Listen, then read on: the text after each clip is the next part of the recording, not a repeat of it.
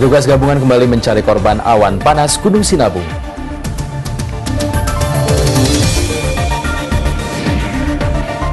Gunung Kelut di Jawa Timur berstatus waspada, warga bersiap mengungsi.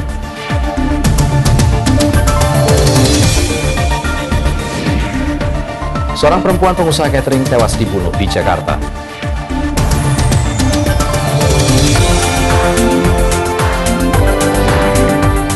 Sajian musik spektakuler ramaikan final American Football 2014.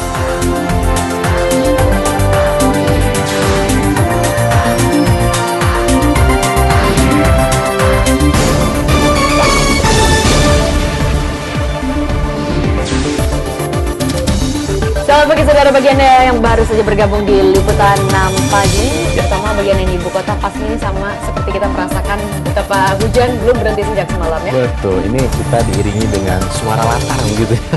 Di lantai 9 saja hujan turun terdengar gitu, menyentuh kaca yang ada di belakang kita ini. Betul sekali. Nah, ini berbicara hujan yang dari semalam turun.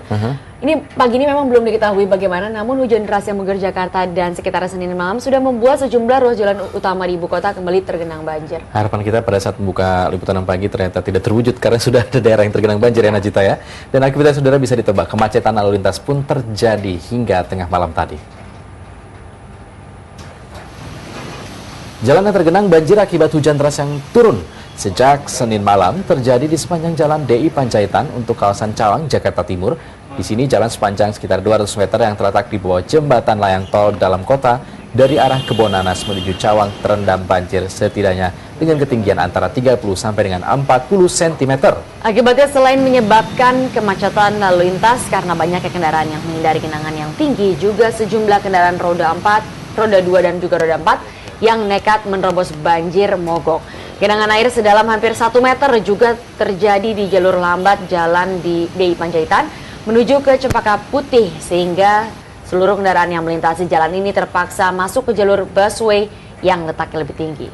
Sementara itu separuh ruas jalan yang tergenang banjir sedalam sekitar 1 meter juga terjadi di Jalan Otista Raya dari Kampung Melayu menuju Jalan Dewi Sartika. Banjir di wilayah ini juga merendam pertokoan dan pemukiman yang berada di pinggiran jalan.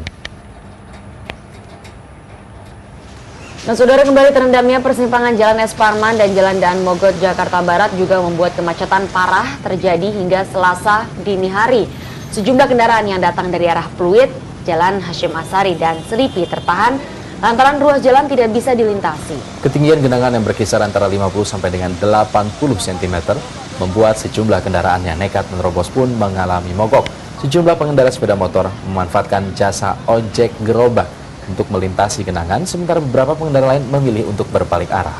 Banjir disebabkan luapan kali Sekretaris dan tersumbatnya saluran yang berada di pinggir jalan. Selain di Jalan Es Parman dan Jalan Daan Mogot, genangan juga merendam sejumlah ruas jalan ibu kota seperti di Jalan Hashim Asari Jakarta Pusat, Jalan Raya Gunung Sari dan juga Pademangan Jakarta Utara.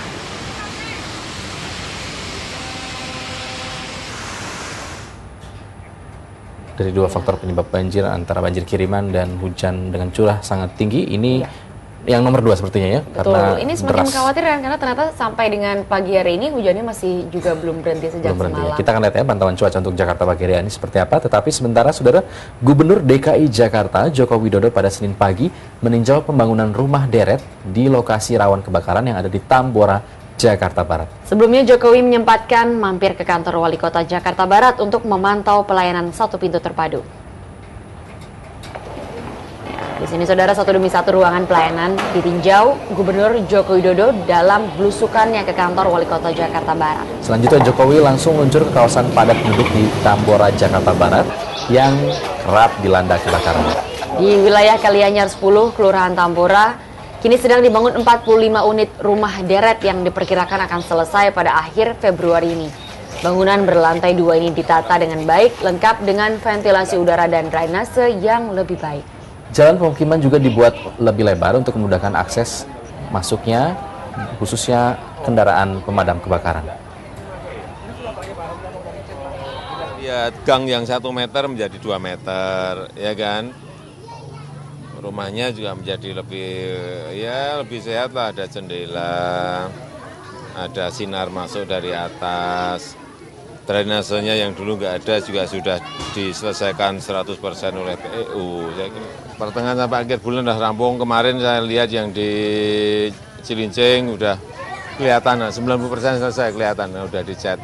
Di sini saya kira 80% lah nanti akhir bulan atau pertengahan bulan. Nah, untuk akses masuk itu juga penting ya, karena sebagai langganan kebakaran kadang yang membuat pemadam kesulitan adalah karena sulit untuk bisa dijangkau masuk. begitu, dan Tambora memang dikenal sebagai wilayah yang mudah sekali peristiwa kebakaran terjadi karena begitu padatnya kawasan itu. Mudah-mudahan ini bisa menjadi solusi ya, Ya. bagi kebakaran yang biasa melanda wilayah Tambora.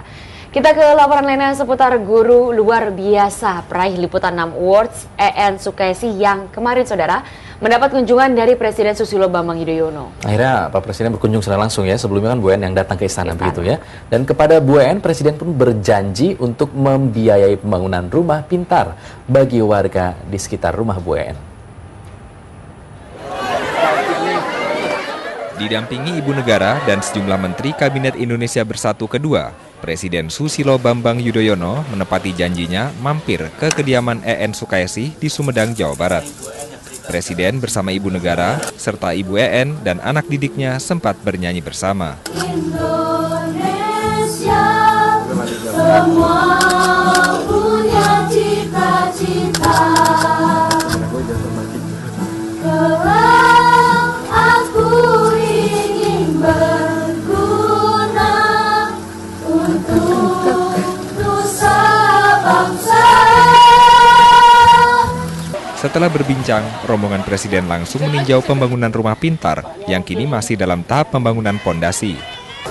Terima kasih semuanya. Ibu, semoga pendirian rumah pintar ini membawa barokah. Namanya Al-Barokah juga. Memajukan pendidikan anak-anak kita supaya nanti menjadi ya putra-putri bangsa yang baik. Tolong bantuan dan keikhlasannya untuk memajukan pendidikan ini, Ibu-ibu ya.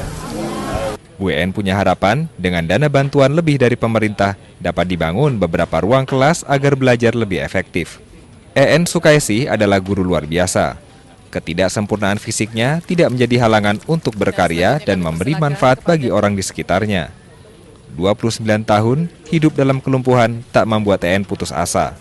Kegigihannya berbagi ilmu dan mendidik dengan kalbu mengantarnya meraih Liputan 6 Award 2013. Tim Liputan 6 SCTV melaporkan dari Sumedang, Jawa Barat.